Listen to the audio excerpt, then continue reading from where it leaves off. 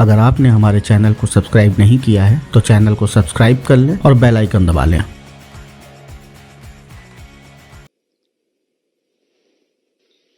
नमस्कार। भारतीय रेलवे का उपक्रम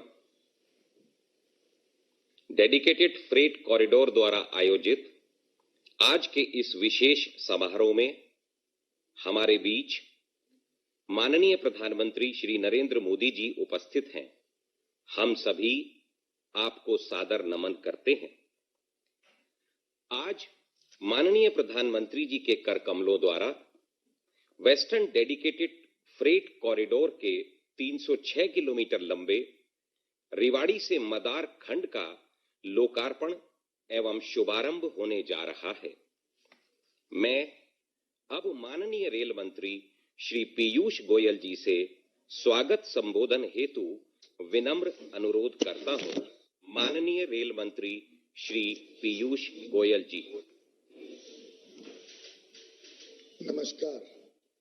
नए भारत के शिल्पकार आदरणीय प्रधानमंत्री श्री नरेंद्र मोदी जी, हरियाणा के महामहिम राज्यपाल श्री सत्यदेव नारायण आर्य जी, राजस्थान के महामहिम राज्यपाल श्री कलराज मिश्र जी, हरियाणा के माननीय मुख्यमंत्री माननीय श्री मनोहर लाल खट्टर जी, राजस्थान के माननीय मुख्यमंत्री माननीय श्री अशोक गहलोत जी, केंद्रीय मंत्री माननीय श्री राव इंद्रजीत सिंह जी, जापान के राजदूत महामहिम श्री सतोशी सुजुकी जी, रेल परिवार, मीडिया के साथियों और समस्त देशवासियों का मैं इस शुभ अवसर पर स्वागत करता हूं।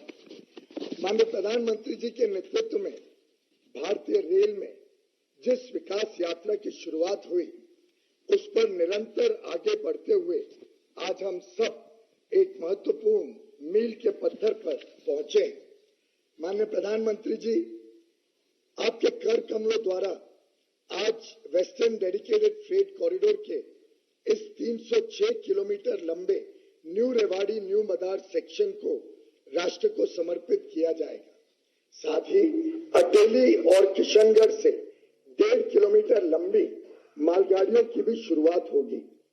29 दिसंबर 2020 के दिन आपने ईस्टर्न डेडिकेटेड फ्रेट कॉरिडोर के new Khurja new Bhavpur section के उद्घाटन के दौरान जो हमें प्रोत्साहन दिया था, उससे पूरे रेल परिवार में एक नई ऊर्जा, उमंग और उत्साह का संचार हुआ है।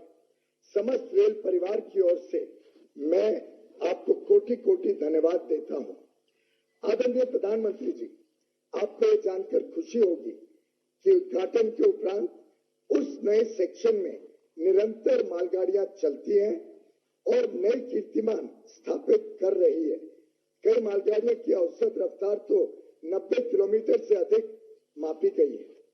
जेएनपीटी को दादरी से जोड़ने वाली 1500 किलोमीटर लंबी वेस्टर्न डेडिकेटेड फ्रेट कॉरिडोर आर्थिक दृष्टिकोण से महत्वपूर्ण है।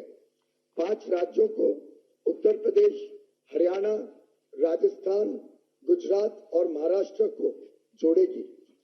WDFC इन राज्यों से गुजरता हुआ वो धागा है जो आपस में बांधते हुए इन क्षेत्रों के समुचित आर्थिक और सामाजिक विकास में योगदान करेगा और भारतीय अर्थव्यवस्था को एक नई गति प्रदान करेगा। लगभग 5,800 करोड़ रुपए की लागत से निर्मित न्यू रेवाड़ी न्यू मदार सेक्शन के शुरू हो जाने से हरियाणा के प्रसिद्ध ऑटोमोबाइल उद्योग, राजस्थान के खनिज उद्योगों को एक बड़ा राष्ट्रीय बाजार के साथ साथ अंतर्राष्ट्रीय बाजार भी उपलब्ध हो जाएगा। WDFC के इस हिस्से में डबल स्टैक मालगाड़ी की शुरुआत के साथ ही फैक्ट्रियों से 2 गुना माल आधे समय और कम कीमत में बंदरगाहों तक पहुंचाया जा सकेगा। माल ढुलाई को आसान, सुरक्षित और पारदर्शी बनाने के लिए भारतीय रेल द्वारा हाल ही में लॉन्च हुई फ्रेट बिजनेस डेवलपमेंट पोर्टल के माध्यम से सभी सेवाएं एक जगह पर उपलब्ध कराई जाएंगी। माननीय प्रधानमंत्री जी, इसी कड़ी में आने वाले अगले 100 दिनों में मदार को गुजरात के पालनपुर से जोड़ दिया जाएगा, जिससे गुजरात के प्रमुख पोर्ट्स कांडला, पिपावाव और मुंद्रा DFC नेटवर्क से जुड़ जाएंगे। इस कॉरिडोर में गति भी है और प्रगति भी। खनिज हो या खाद्यान्न, उपज हो या उत्पाद, रेल की रफ्तार से सभी क्षेत्रों को लाभ मिलेगा। उत्पाद को उपभोक्ताओं और बंदरगाह तक, खनिज को उद्योग तक, फर्टिलाइजर्स को खेत तक पहुंचाने में WDFC का महत्वपूर्ण योगदान रहेगा। DFC एक कॉरिडोर ही नहीं बल्कि डेवलपमेंट का डोर बनेगा, ऐसा हम सबका विश्वास है। इस महत्वपूर्ण अवसर पर मैं माननीय प्रधानमंत्री जी का हृदय से अभिनंदन करता हूं और सभी रेल परिवार के सदस्यों को बधाई देता हूं, जिनके लगन और कड़ी मेहनत से यह संभव हुआ है। धन्यवाद। धन्यवाद माननीय रेल मंत्री श्री पीयूष गोयल जी। मैं अब माननीय मुख्यमंत्री राजस्थान श्री अशोक गहलोत जी से इस विशेष अवसर पर संबोधन हेतु विनम्र अनुरोध करता हूं। माननीय मुख्यमंत्री राजस्थान श्री अशोक गहलोत जी।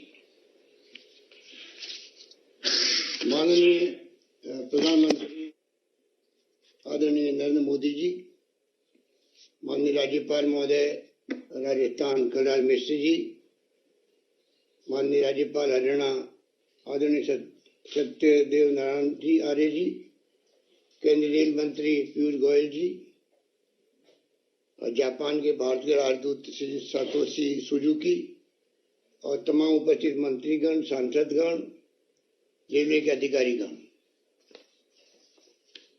सबसे पहले मैं माननीय प्रधानमंत्री जी को आप सबको नए वर्ष की बहुत बहुत शुभकामनाएं देना चाहता हूं। मुझे खुशी है कि आज रेलवे एक नया इतिहास बनाने जा रहा है। देश के आजादी के पहले से ही देश में रेलों का विकास होना प्रारंभ हुआ और 170 साल का इतिहास,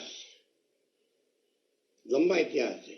लंबा सफर तय करते करते आज 6 जनवरी 21 को डबल स्टेक कंटेनर रेलगाड़ी का प्रारंभ होना और दिल्ली, मुंबई और वेस्टर्न डेडिकेटेड फ्रेट कॉरिडोर का बनना, मैं समझता हूं कि एक इतिहास रचने के बराबर है। रेलवे के रेवाड़ी से मदार खंड का आज राष्ट्र को समर्पण, तो अटेली व किशनगढ़ स्टेशनों से मालगाड़ियों का फ्लैग ऑफ, वो भी 1.5 किलोमीटर लंबी रेलगाड़ी डबल डेकर के रूप में चलना, मैं समझता हूं कि सभी के लिए आज बधाई का समय है। और जिस प्रकार से इसका इतिहास रेलवे का बना है, ये कोई मामूली बात नहीं। पंडित नेहरू के वक्त में जब ये शुरुआत हुई थी, उनकी दूरदृष्टि थी कि उस वक्त में तो रेलवे के लिए चाहे इंजन हो चाहे डब्बे हो, सब बाहर से आते थे, इंपोर्ट होते थे। उनकी दूरदृष्टि थी कि उन्होंने जिस प्रकार से बड़े बड़े वाहन कल कारखाने बनाए, उसी रूप में उन्होंने रेलवे पे ध्यान दिया कि रेलवे के किस प्रकार डब्बे इंजन यहाँ बनने लगे। फ्रांस से एग्रीमेंट हुआ, उसके बाद में लंबा सफर तय करते करते 2006 के अंदर जब यूपीए गवर्नमेंट थी, तब आपके DFCCIL dedicated freight corridor corporation of India की स्थापना हुई। डॉक्टर मनमोहन सिंह जी के वक्त में एक नया इतिहास रचा गया कि एक नई दृष्टि सामने लाई गई, किस प्रकार से पैरेलल ईस्टर्न वेस्टर्न कॉरिडोर बने फ्रेट के लिए, जिससे कि देश की आर्थिक गतिविधि तेज गति से बढ़ सके, एक्सपोर्ट इंपोर्ट तेज हो सके। और वही आज मैं समझता हूं कि बहुत सौभाग्य की बात है कि वो वेस्टर्न डेडिकेटेड फ्रेट कॉरिडोर तो 42% हिस्सा जो है राजस्थान से होकर गुजरता है। राजस्थान वासियों के लिए तो प्रधानमंत्री जी आपने बहुत बड़ी सौगात दी है, उसके लिए मैं आपका आभारी हूं, क्योंकि राजस्थान सरकार पूरी तरह समर्पित है इस कॉज के लिए किस प्रकार दिल्ली मुंबई फ्रेट कॉरिडोर के साथ साथ में दिल्ली मुंबई इंडस्ट्रियल कॉरिडोर बने, कैसे डेवलप कैसे हो, वो अपना में बड़ी चुनौती है। आप समझ सकते हैं कि बड़े साधनों की आवश्यकता है और कोविड के बाद में राज्यों की स्थिति बहुत ही विकट हो चुकी है। फिर भी हमारा प्रयास है किस प्रकार से खुशीखेड़ा भिवाड़ी एरिया के अंदर जो हम लोगों ने निबराना एक प्रथम चरण के अंदर नोट लिया है, दूसरा जोधपुर पाली मारवाड़ औद्योगिक क्षेत्र विकसित करने का संकल्प किया है। इस रूप में हम चाहेंगे कि दोनों काम जो है साथ साथ चले और जो आज आप समर्पित करेंगे उसका लाभ राजस्थान के लोगों को और पूरे देश के लोगों को मिल सके। मैं उम्मीद करता हूं कि जो रेलवे स्टेशन है, हमने मांग करी है कि वो राजस्थान के अंदर भी एक बने, भिवाड़ी के अंदर, जिससे कि हम लोग उसका लाभ उठा सके, क्योंकि भिवाड़ी क्षेत्र में जापानी जोन है निमराना के अंदर और वो अपने आप में पूरे देश के अंदर एक अनूठा जोन है जहाँ पर जापानी पूरा जोन हो रहा है। 6000 से ज्यादा इकाई है वहां पर हमारे भिवाड़ी के अंदर इंडस्ट्री की, और वहां अगर रेलवे स्टेशन बनता है तो मैं समझता हूँ उसका लाभ जो है आने वाले वक्त में हमें मिल सकेगा।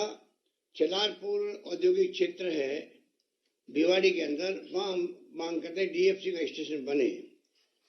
और इसके अलावा मैं लंबी बात नहीं करता हुआ सिर्फ आपसे निवेदन करूंगा, क्योंकि आज एक मौका है कि प्रधानमंत्री जी हमारे बीच में मौजूद है और जिस रूप में काम जो हो रहा है देश के अंदर और प्रदेश के अंदर, उसमें हमारे कुछ प्रोजेक्ट जो पहले सैंक्शन हो गए थे राजस्थान के लिए, वो प्रोजेक्ट कुछ कारणों से बंद हो गए।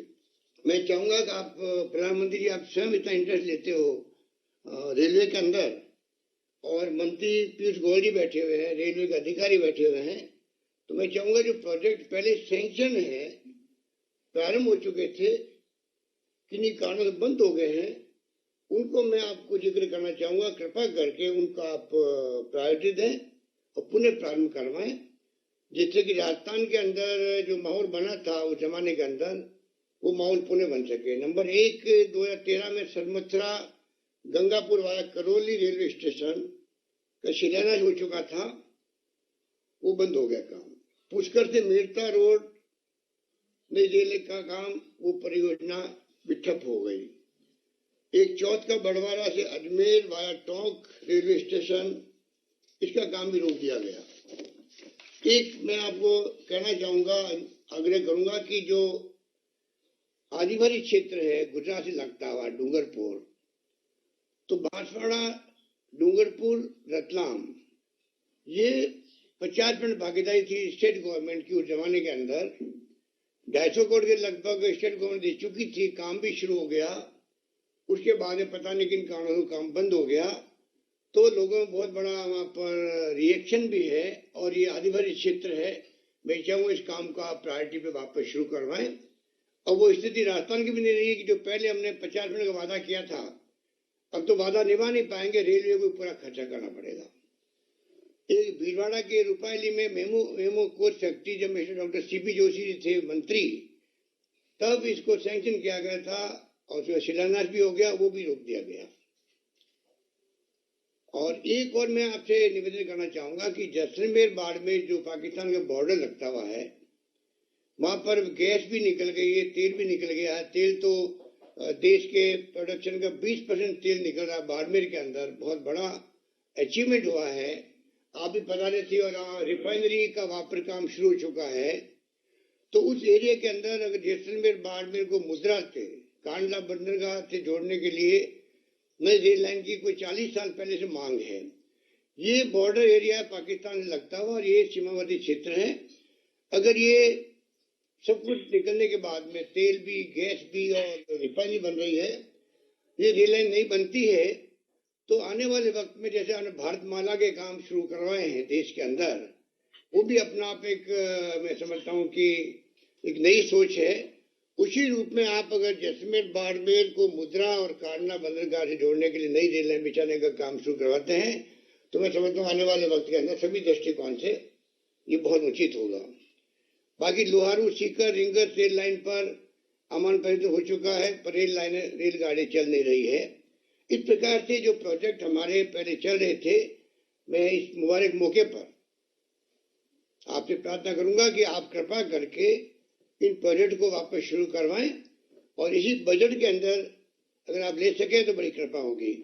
यही बात कहता हूं, मैं पुनः यही कहना चाहूंगा कि रेलवे का विस्तार, रेलवे का विकास सरकार चाहे किसी भी पार्टी की हो, परंतु टॉप प्रायोरिटी पे आज तक रहा है, रहना चाहिए। उसी से हमारी आर्थिक स्थिति भी मजबूत होगी और देश में सभी यात्रियों को भी और मैं समझता हूँ कि इंडस्ट्री को भी फायदा मिलेगा। ये बात कहता हूँ, मुझे आज आपने इन्वाइट किया उसके लिए मैं पीयूष गोयल जी का आप सबका बहुत आभारी हूँ। धन्यवाद। जय हिंद। राजस्थान के मुख्यमंत्री श्री अशोक गहलोत जी, अन्य सभी उपस्थित केंद्रीय मंत्रीगण, राजदूत जापान से श्री सतोशी सुजुकी जी, रेलवे के अधिकारीगण, अन्य सभी महानुभाव, नववर्ष के इस प्रथम सप्ताह का ये दिन हरियाणा प्रदेश नहीं बल्कि पूरे देश के लिए अत्यंत महत्वपूर्ण है। आज देश की अर्थव्यवस्था को गति देने वाले तथा रेलवे के ड्रीम प्रोजेक्ट के पहले चरण का शुभारंभ माननीय प्रधानमंत्री जी के कर कमलों से। इससे पहले भी पिछला जो साल गया है, इसके अंतिम सप्ताह में भी प्रधानमंत्री जी ने ईस्टर्न डेडिकेटेड फ्रेट कॉरिडोर का भाऊपुर खुर्जा सेक्शन का शुभारंभ करके देशवासियों को नई सौगात दी थी।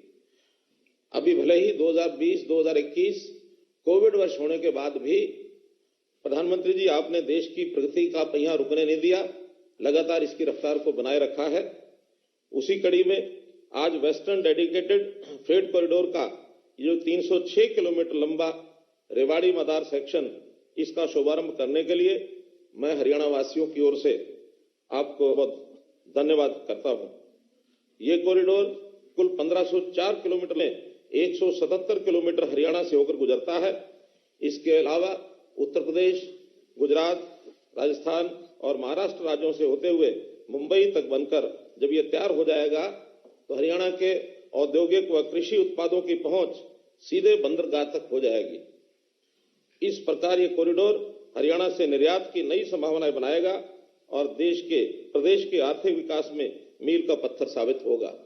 इससे गुरुग्राम व फरीदाबाद के automobile, IT, engineering, electronics, chemical व फार्मास्यूटिकल उद्योगों को लाभ होगा।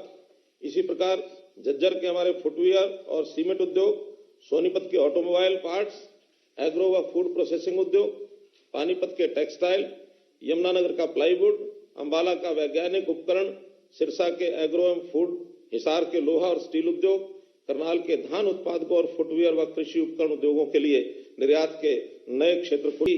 एक्सप्रेसवे, केजीपी एक्सप्रेसवे और 4 मेट्रो लिंक जिसमें बल्लभगढ़ मुजस्सर, मुंडका बहादुरगढ़, गुरुग्राम सिकंदरपुर, फरीदाबाद बल्लभगढ़ मेट्रो लिंक। इसी प्रकार देश में मैं इसी प्रकार के एक बड़े project Haryana orbital railway corridor की मंजूरी प्रदान करने के लिए भी आभार प्रकट करता हूं। यह परियोजना पूरे राष्ट्रीय राजधानी क्षेत्र यानी एनसीआर को डेडिकेटेड फ्रेट कॉरिडोर से जोड़ती है। पलवल से सोनीपत तक की इस परियोजना को हरियाणा सरकार व रेल मंत्रालय की संयुक्त भागीदारी से बनाया जा रहा है। इसकी अनुमानित लागत 5,617 करोड़ रुपया ये आंकी गई है। हरियाणा सरकार द्वारा रेलवे मंत्रालय के साथ मिलकर राज्य में रेल इंफ्रास्ट्रक्चर काम कर रही है। इनमें कुरुक्षेत्र नरवाना रेलवे लाइन पर elevated track, Karnal Yamunanagar railway line, Kaithal में एलिवेटेड रेलवे लाइन और जींद हांसी रेलवे लाइन आदि शामिल हैं। माननीय प्रधानमंत्री जी के मार्गदर्शन में हम प्रदेश में हर क्षेत्र में विकास कर रहे हैं। मुझे बताते हुए गर्व हो रहा है कि जब भी हरियाणा की किसी परियोजना को लेकर हम केंद्र सरकार के तो हमें भरपूर सहयोग मिलता है। माननीय प्रधानमंत्री जी, आज आपको सुनने के लिए लोगों की तीव्र इच्छा को देखते हुए श्रद्धा से वो आपको सुनना चाहते हैं। मैं अपनी वाणी को यहीं विराम देता हूं। बहुत बहुत धन्यवाद। धन्यवाद माननीय मुख्यमंत्री हरियाणा श्री मनोहर लाल जी, प्रधानमंत्री जी की सतत प्रेरणा एवं मार्गदर्शन में भारतीय रेलवे का उपक्रम डेडिकेटेड फ्रेट कॉरिडोर देश के चहुमुखी विकास में महत्वपूर्ण भूमिका निभाने के लिए निरंतर प्रयासरत है, जिसकी कुछ महत्वपूर्ण झलकियां एक लघु फिल्म के माध्यम से आप सभी के समक्ष आदरपूर्वक प्रस्तुत है।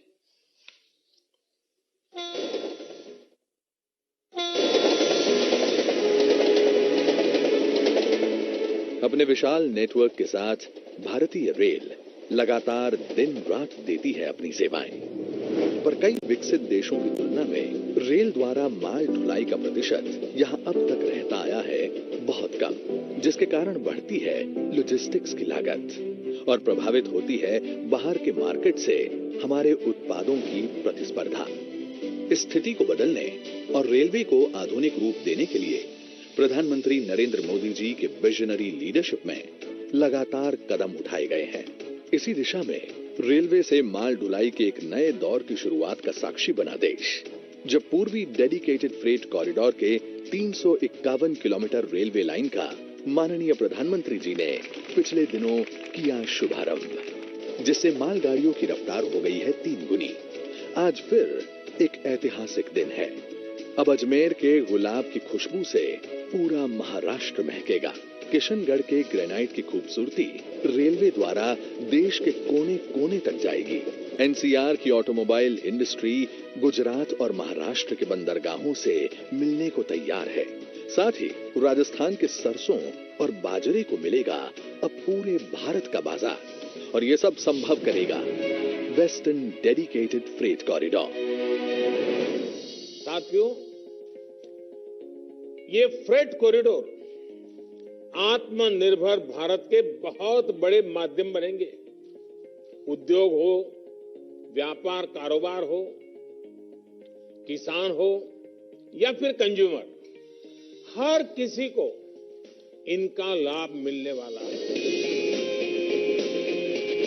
जेएनपीटी मुंबई को दादरी उत्तर प्रदेश से जोड़ने वाला 1506 किलोमीटर लंबा ये कॉरिडोर आत्मनिर्भर भारत के सपने को देगा मजबूत आधार। वेस्टर्न डेडिकेटेड फ्रेट कॉरिडोर मालगाड़ी द्वारा माल के परिवहन को बनाएगा सुगम, किफायती, तेज, ऊर्जा दक्ष और प्रदूषण रहित। इस कॉरिडोर में डबल स्टैक वाली मालगाड़ियों का हो सकेगा परिवहन। Automobile traffic, roll on roll of service जैसी सुविधा इसे देगी अलग पहचान।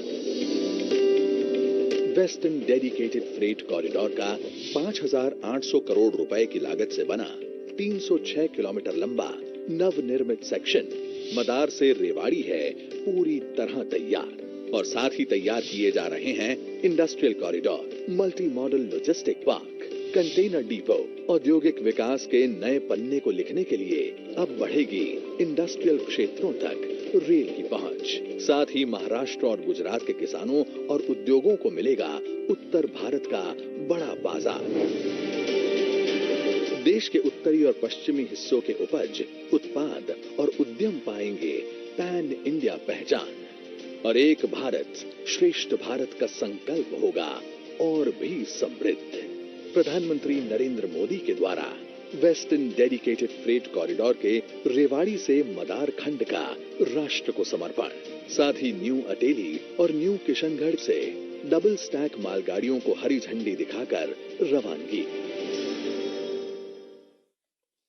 मैं अब माननीय प्रधानमंत्री जी से अनुरोध करता हूं कि वेस्टर्न डेडिकेटेड फ्रेट कॉरिडोर के नवनिर्मित 306 किलोमीटर लंबे रेवाड़ी से मदार खंड का लोकार्पण अपने कर कमलों द्वारा रिमोट का बटन दबाकर करें। माननीय प्रधानमंत्री जी।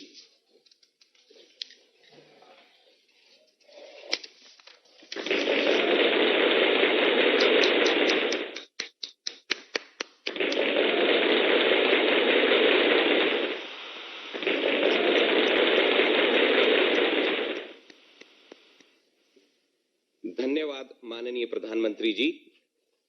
माननीय प्रधानमंत्री जी से पुनः सादर अनुरोध कि विश्व की प्रथम इलेक्ट्रिफाइड 1.5 किलोमीटर लंबी double stack container loaded long haul मालगाड़ियों का हरियाणा के न्यू अटेली एवं राजस्थान के न्यू किशनगढ़ स्टेशनों से हरी झंडी दिखाकर शुभारंभ करें। माननीय प्रधानमंत्री जी।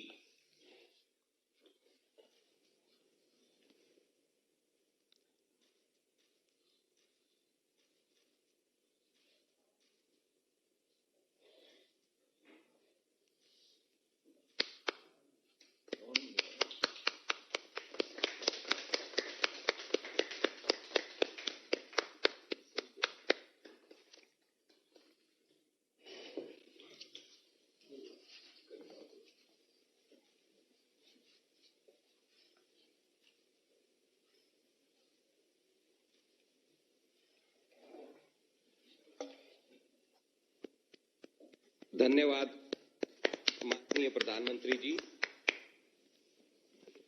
माननीय प्रधानमंत्री जी से विनम्र अनुरोध कि इस अवसर पर अपने प्रेरक संबोधन द्वारा हम सभी का मार्गदर्शन करें। माननीय प्रधानमंत्री जी। नमस्कार जी। राजस्थान के गवर्नर श्री कलराज मिश्र जी, हरियाणा के गवर्नर श्री सत्यदेव नारायण आर्य जी,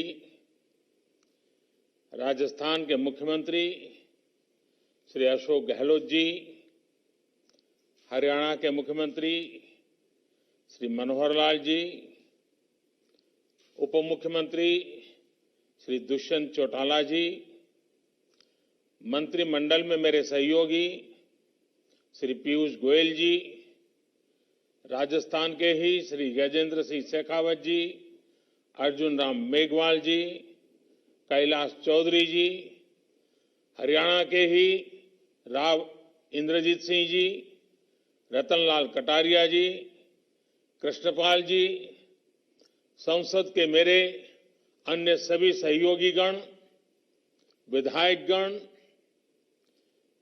भारत में जापान के राजदूत His Excellency Shri Satoshi Suzuki ji, इस कार्यक्रम में उपस्थित अन्य सभी वरिष्ठ महानुभाव, भाई और बहनों,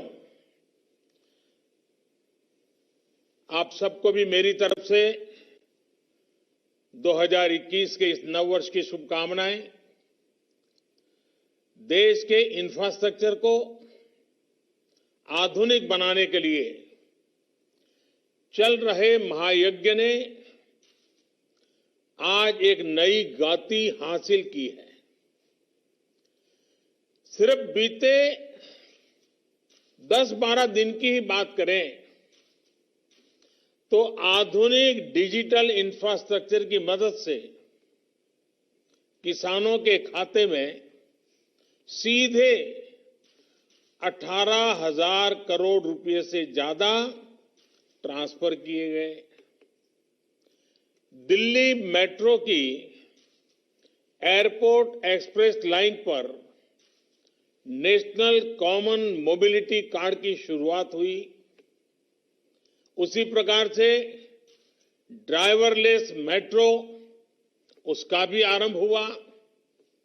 गुजरात के राजकोट में एम्स, तो ओडिशा के संबलपुर में आईआईएम, इसके परमानेंट कैंपस का काम शुरू हुआ।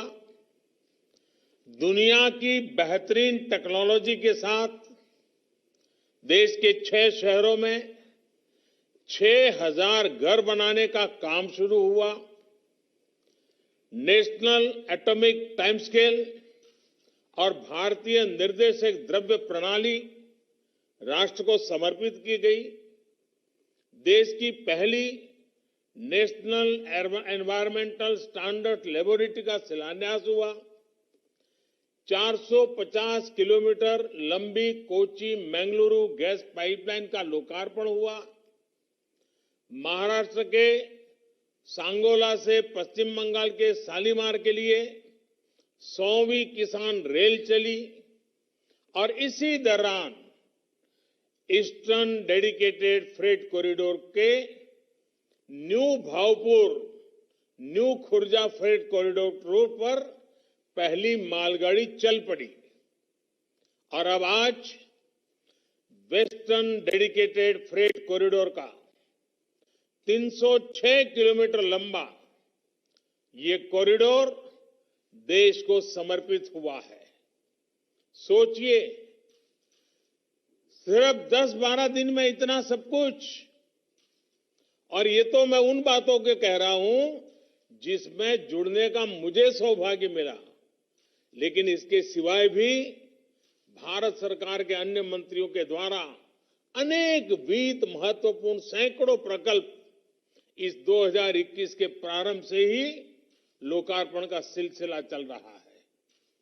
जब नए साल में देश का आगाज अच्छा है तो आने वाले समय और भी शानदार जानदार होना तय है। इतने लोकार्पण, इतने शिलान्यास इसलिए भी महत्वपूर्ण है क्योंकि भारत ने ये सब कोरोना के इस संकट भरे कालखंड में किया है। कुछ ही दिन पहले भारत ने कोरोना की 2 मेड इन इंडिया वैक्सीन भी स्वीकृत की है। भारत की अपनी वैक्सीन ने देशवासियों में नया आत्मविश्वास पैदा किया है। 2021 की शुरुआत के माहौल में आरंभ से ही भारत की ये तेजी आत्मनिर्भरता के लिए गति, ये सारी बातें देख करके, सुन करके कौन हिंदुस्तानी होगा, कौन मां भारती का लाल होगा, कौन मां भारत को प्रेम करने वाला व्यक्ति होगा जिसका माथा गर्व से ऊंचा न हो।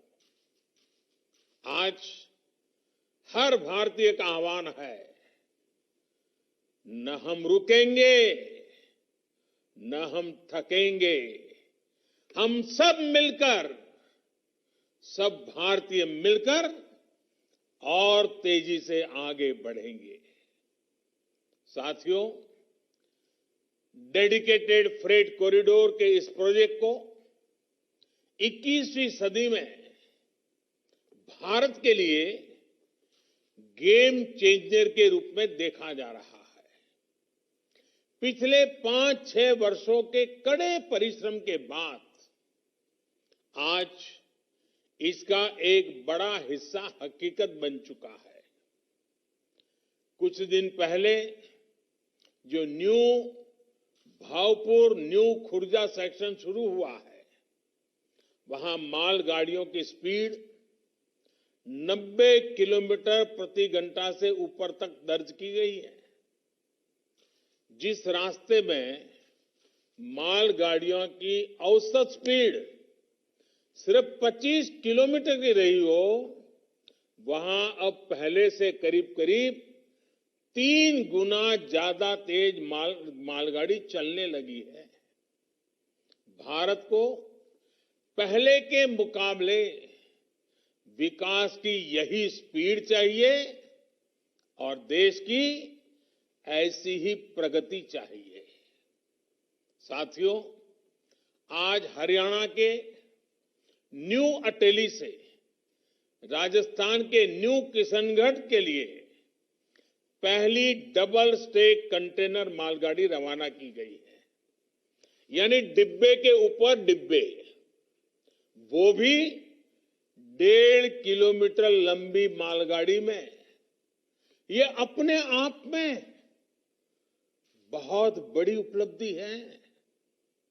भारत इस सामर्थ्य वाले दुनिया के गिने चुने देशों में आज अपनी मौजूदगी, अपनी ताकत दर्ज करा रहा है। भारत उसमें शामिल हो गया है। इसके पीछे हमारे इंजीनियरों, टेक्नीशियंस और श्रमिकों की बहुत बड़ी मेहनत रही है।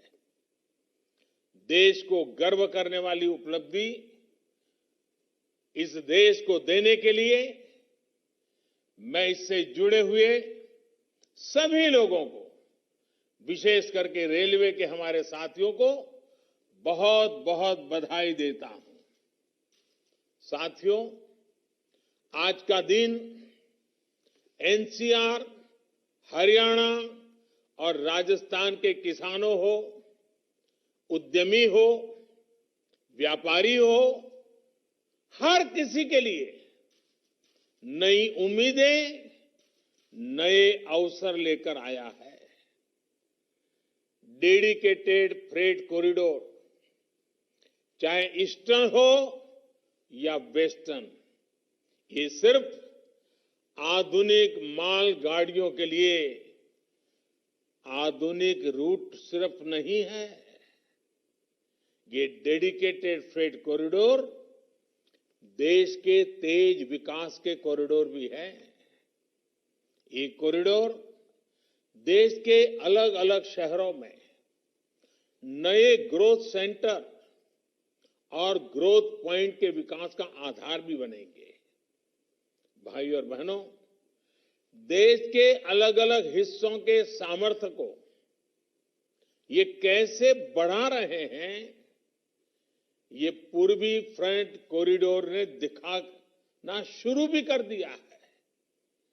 New Bhavpur, new Khurja section पर एक तरफ पंजाब से हजारों टन अनाज की खेप लेकर गाड़ी निकली, वहीं दूसरी तरफ झारखंड से, मध्य प्रदेश के सिंगरौली से हजारों टन कोयला लेकर मालगाड़ी एनसीआर, पंजाब और हरियाणा पहुंची।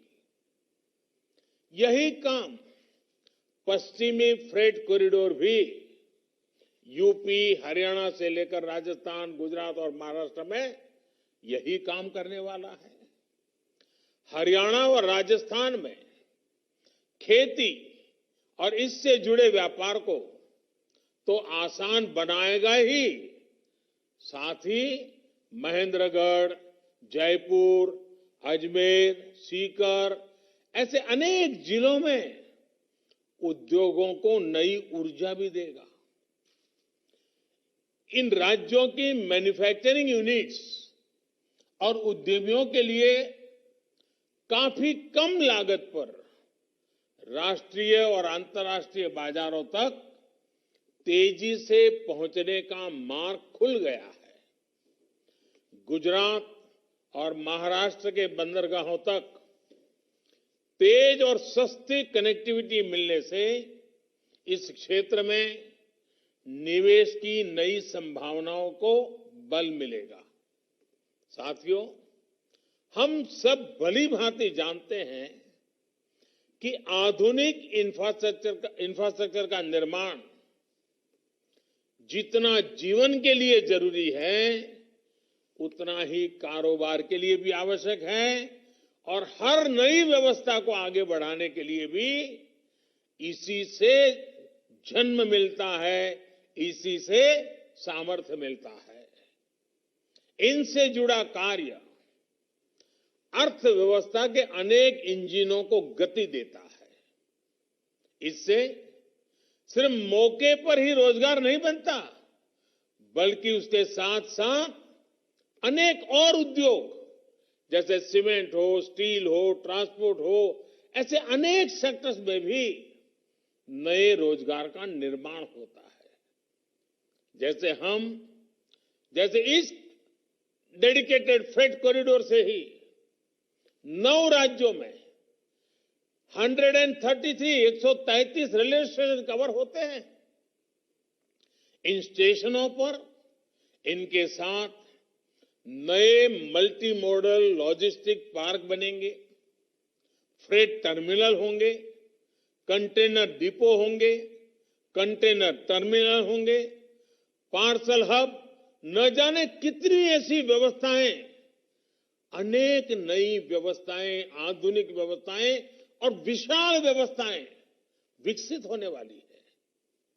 इन सब का लाभ हमारे गांव को, हमारे गरीब को, हमारे किसान को होगा, छोटे उद्योगों को होगा, कुटीर उद्योगों को होगा और साथ साथ बड़े मैन्युफैक्चरर्स को भी आने के लिए बहुत बड़ी अवसर बन जाएगा और उनके द्वारा भी अर्थव्यवस्था को गति मिलेगी।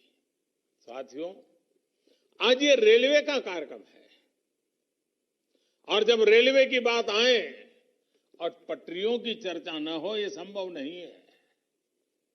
और जब पटरियों की बात स्वाभाविक है, इसलिए पटरियों को ही आधार बना के एक और उदाहरण दूंगा।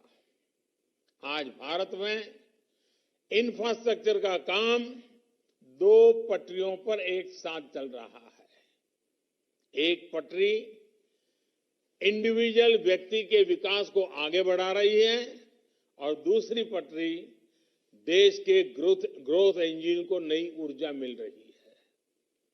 अगर व्यक्ति के विकास की बात करें तो आज देश में सामान्य मानवी के लिए घर, टॉयलेट, बिजली, पानी, गैस, सड़क, इंटरनेट जैसी हर सुविधा को उपलब्ध कराने का अभियान चल रहा है।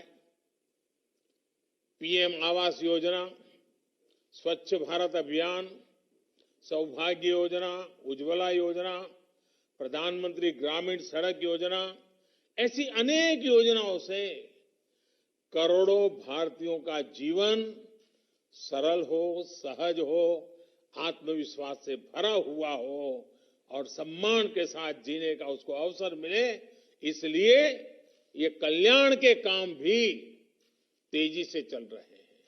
वहीं दूसरी तरफ इंफ्रास्ट्रक्चर की दूसरी पटरी का लाभ देश के ग्रोथ इंजन्स, हमारे उद्यमी, हमारी इंडस्ट्री को हो रहा है।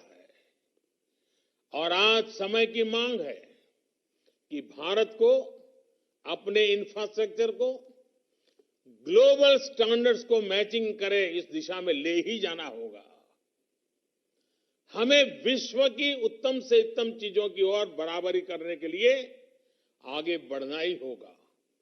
आज हाईवे, रेलवे, एयरवे, वाटरवे की कनेक्टिविटी पूरे देश में पहुंचाई जा रही है और तेजी से पहुंचाई जा रही है।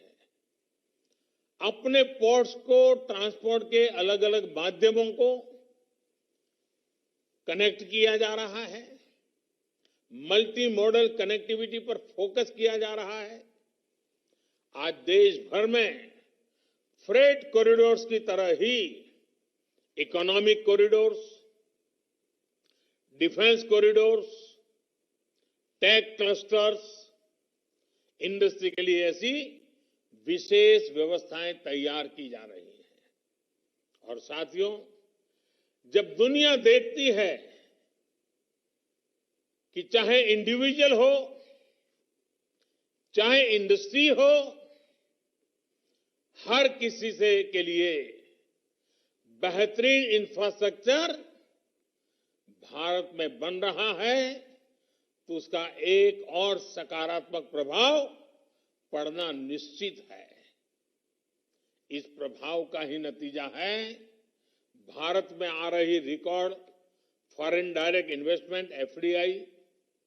इस प्रभाव का नतीजा है भारत का बढ़ता विदेशी मुद्रा का भंडार। इसका प्रभाव का नतीजा है कि दुनिया का भारत पर लगातार बढ़ता भरोसा। इस कार्यक्रम में जापान के राजदूत श्री सुजुकी जी भी हमारे साथ हैं। जापान और जापान के लोग भारत की विकास यात्रा में एक भरोसेमंद मित्र की तरह हमेशा भारत के साथ ही रहे हैं। वेस्टर्न डेडिकेटेड फ्रेट कॉरिडोर के निर्माण में भी जापान ने आर्थिक सहयोग के साथ ही भरपूर टेक्नोलॉजी सपोर्ट भी दिया है।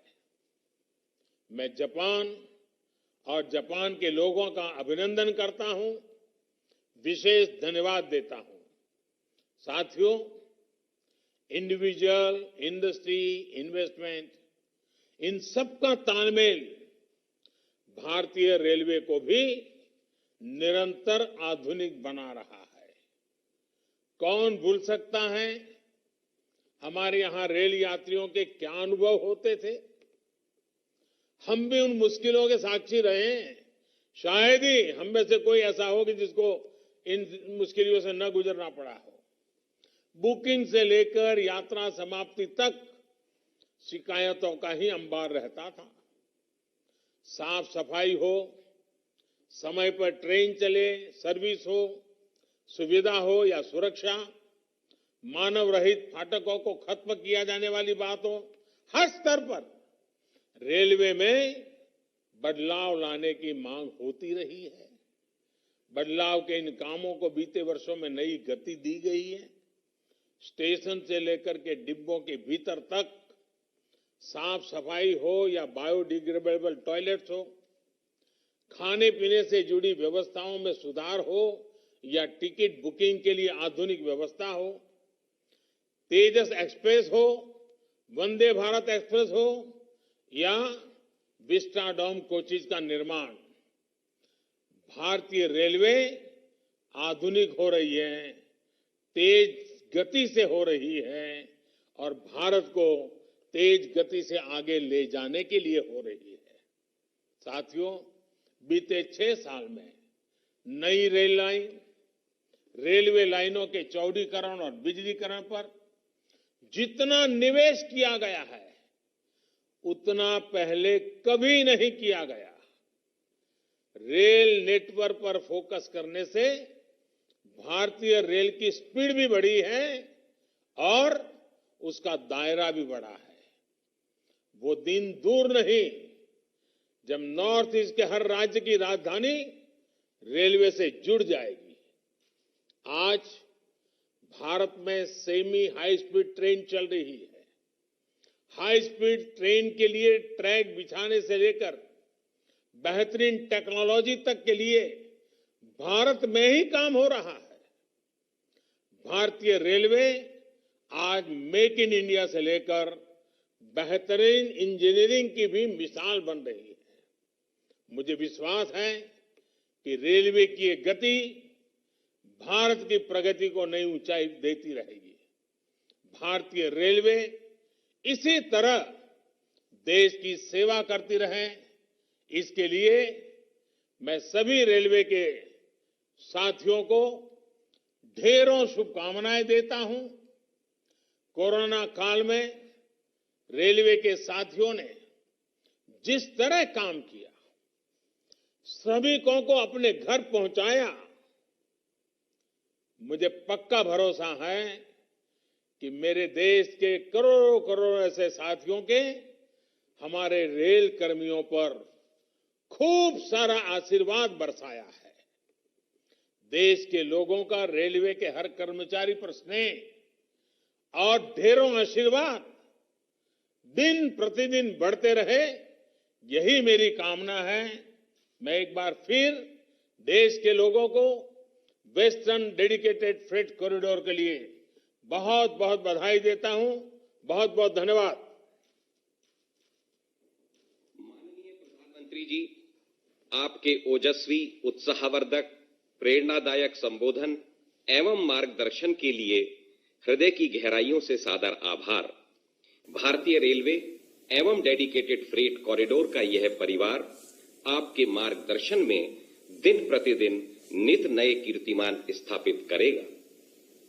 इस कार्यक्रम में हमारे साथ जुड़े सभी गणमान्य अतिथियों और महानुभावों के प्रति हम अपना धन्यवाद ज्ञापित करते हैं। जय हिंद।